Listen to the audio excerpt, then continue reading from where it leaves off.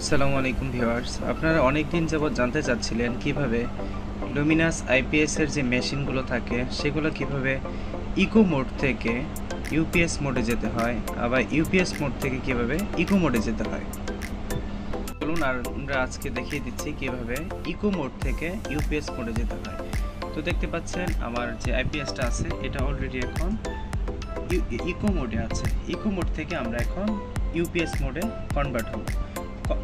তো eco mode থেকে UPS মোডে কনভার্ট হওয়ার জন্য আপনারা দেখতে পাচ্ছেন এখানে যে একটা পাওয়ার বাটন আছে, এটাকে আমি লং টাইম যাবত প্রেস করে রাখবো।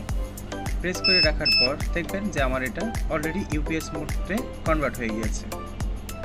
তো ইউপিএস মোডে কনভার্ট হওয়ার পর আবার আমরা ইউপিএস মোড থেকে কিভাবে ইকো মোডে কনভার্ট হব সেটার জন্য আবার আমাদের এই যে পাওয়ার বাটন আছে এখানে আমরা চাপ দিয়ে ধরে রাখবো। চাপ দিয়ে ধরে রাখার পর অল্প কিছুক্ষণের মধ্যে দেখবেন আপনার আবার ইকো মোডে কনভার্ট হয়ে গিয়েছে।